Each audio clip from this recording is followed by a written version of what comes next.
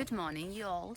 Today is the 22nd of April, and that is for me the grafting day. I'm going to graft some of the fruit trees in here because the previous year that was my first experience and that was so flawless. I'm going to show how the grafts of the previous year are doing right now, and obviously they are all alive after winter. And I'm going to show the process of grafting, the same thing that I did the previous year. Now I'm going to the plum.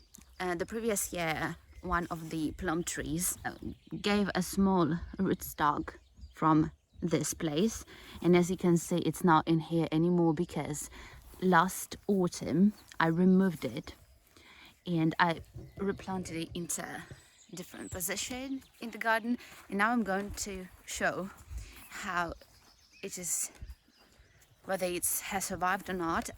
Honestly speaking, I never thought that it was going to survive, but it did. That is the graft, the grafted part. Actually, it's very high. I mean, that is the rootstock.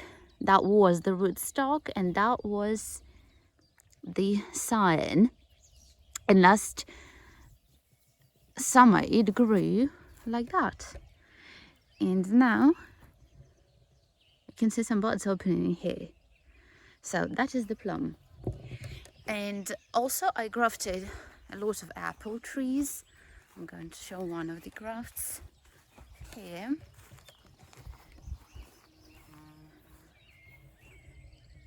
That is the grafting. And it is opening up its buds. And that was the scion. Obviously it's doing great. And now I'm going to the back of my garden where my mom, approximately 6 or 7 years ago, planted an apple tree, and it didn't give a lot of fruits. We wanted to cut it down, but then I decided to use it as the material for grafting. And last year I grafted another apple tree, another variety, and look at how high. And that is the growth of the previous year only. And that was the scion. And I used one of the branches of this apple tree as the rootstock for it. And I have the second one, which was just left in case, but I'm going to remove it afterwards. Then I have the second variety here. Obviously it is still like kind of hasn't grown that much, but it feels good. And one of the shocking parts is that is the pear. Can you imagine this? The sign is the pear and the rootstock is the same apple tree. And it is opening up its buds. And I was so mesmerized by the success of it that I decided to keep on trying. So as you can see, of course, it's not that I have a lot of graftings in my garden, but you know, that's a lot, especially from the point that was my first grafting experience. And right now I'm going to graft even more. I must tell you about the period that I chose for grafting. Last year, that was the same period. That was the 19th of April. And buds hadn't opened up yet. But this spring is very early, and right now it's even a little bit late because you are supposed to wait until they open up, and that period is actually the ideal period for grafting. So right now I'm just 1 week late for grafting, but I'm going to do that anyways, and we'll see what will happen. First of all, I will begin. Well, this year I'm planning on grafting apricots, and I want to graft them on some of the wild apricots that I have planted from the pits. And I would like to graft my wild, that is the row of wild cherries. I want to graft them as well because they do not produce fruits at all. I'm going to graft again different varieties of apples, and I think that's it. But I'm pretty excited about the apricots, because I really want to grow apricots. We are so unlucky in growing them, and it will be a big deal. Regarding the instruments that I'm going to use, of course, this ones, because I need to cut the rootstock and to use like different variety of instruments for that.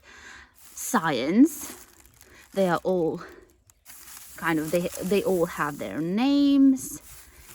Then box cutters of different sizes. Yeah, last year I used box cutters. This one is just like for cutting the rootstock, but this one is for science. That is 9mm box cutter, and it's a very good one. Of course, a lot of blades for substitution. Then duct tape for fixing the seam on the rootstock, and the paste in order to cover the wounds of the trees. That is very important. So that's everything that I'm going to use, and it's going to be simple. You need to act quickly, as quick as possible, and let's go. Now I've realized that the signs that I've prepared, the apricot signs only, they are not very good after winter. So I am planning to go to that same apricot tree from which I took the signs, and I'm going to cut them and to graft them straight away. So I hope that the buds are not still open there. At least it's worth checking. Well, they're not good, but I think there is something from them that I can find useful. It's just like, you know, me improvising. Now I have a row of apricots planted from the pits, and I'm going to graft them all right now.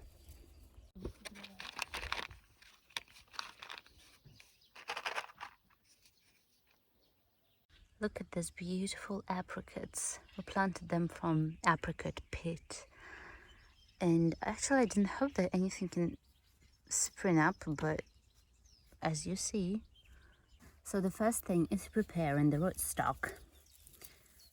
I'm going to cut it entirely.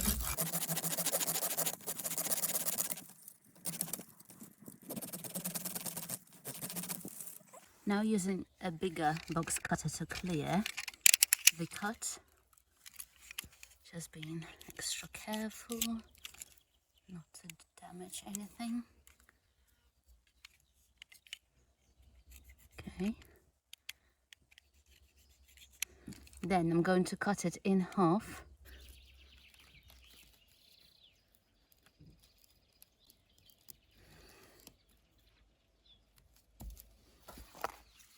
First of all, I need only the necessary amount of the sign. I need to pick which one is going to be better. Probably begin from this part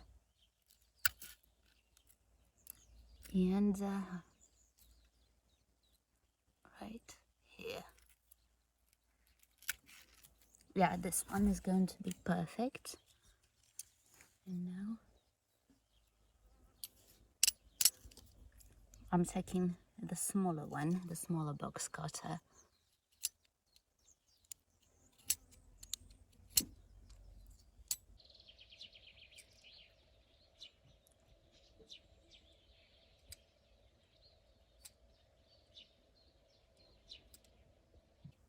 I need to make it really thin so that to insert it into the rootstock. Okay, that's ideal.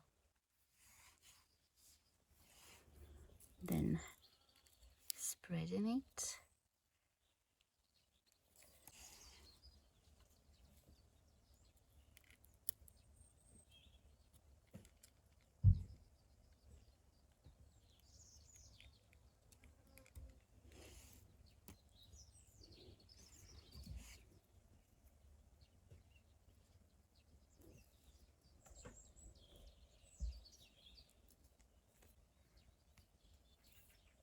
So the first round of it will be not the sticky part, in order, so if the sign survives and I'm going to remove the tape, it shouldn't damage it. So I'm using the non-sticky part.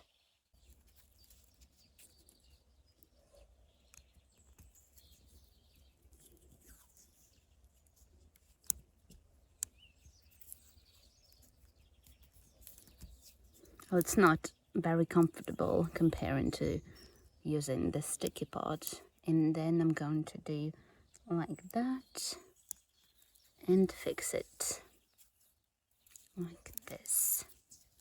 I think that'll be enough. Okay. Now taking the paste and covering the cuts, it's very important.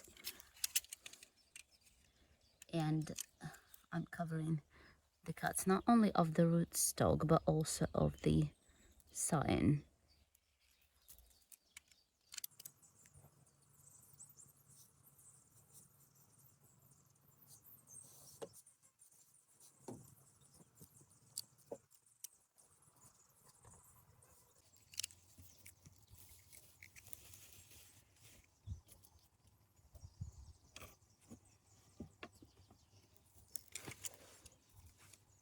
Also, I'm going to take a couple of branches from this plum and I'm going to graft apricot as well because they are compatible.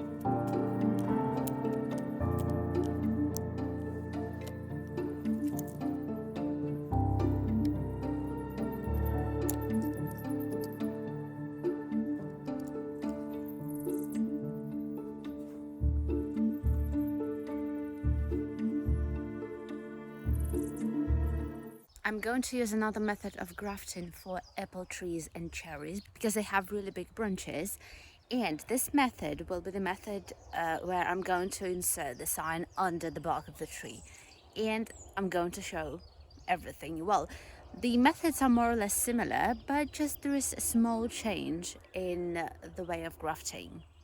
As the rootstock, I'm going to use the same apple tree that I showed before, where I have one variety grafted here, another variety grafted there, and the pear here.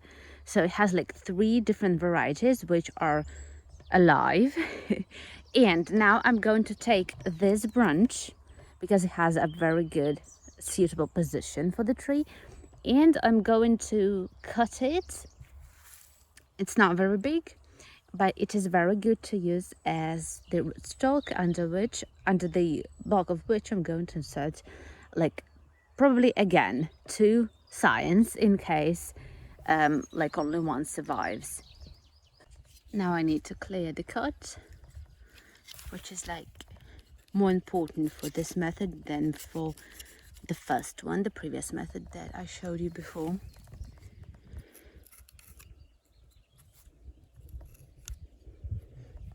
As you can see in here, the bark is more visible. That's why it is more suitable for grafting, for using this method. So the difference with the sign will be only that I have to make the cut only from one side, but also I remove the bark from this side until this green thing.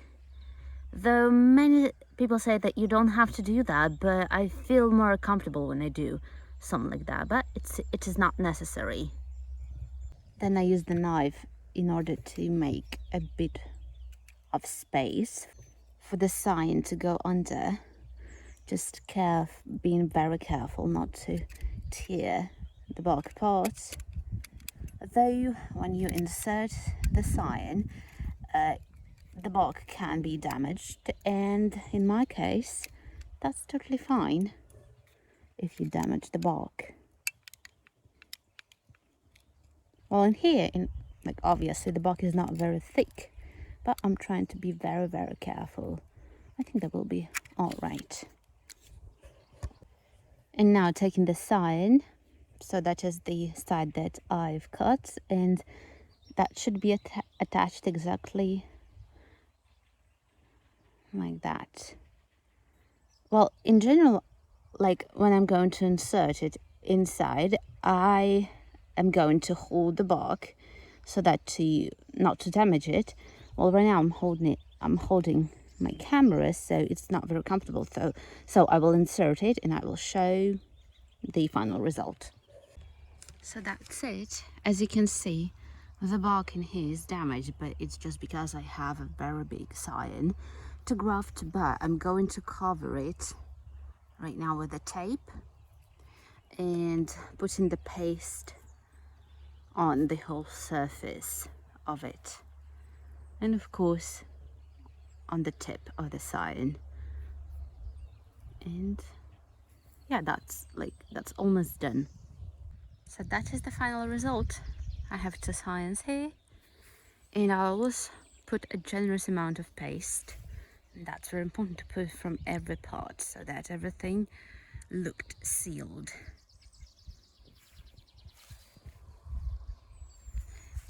And right now I'm going to work with some bigger trees, still apple trees. They're very old, and I'm not really satisfied with what they produce right now, and I feel like it could be very interesting to graft them, because I know that some people also graft very old trees. I'm talking about this tremendous and huge apple trees.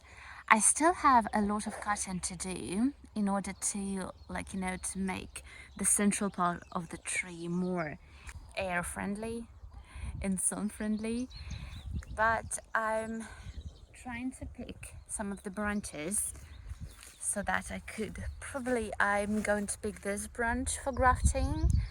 It's a very good one. It will grow like that, and eventually I will cut everything in here, and we'll see what will happen.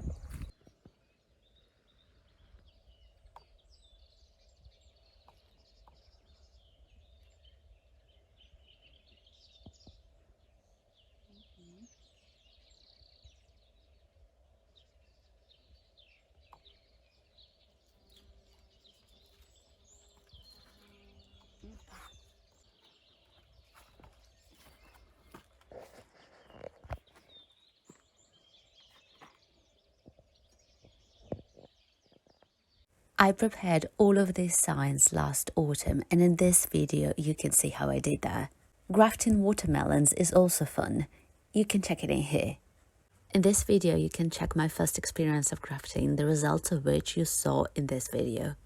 Don't miss my preparation for spring video, but for now you can check what I was doing the previous year. See you very soon. Take care. Goodbye.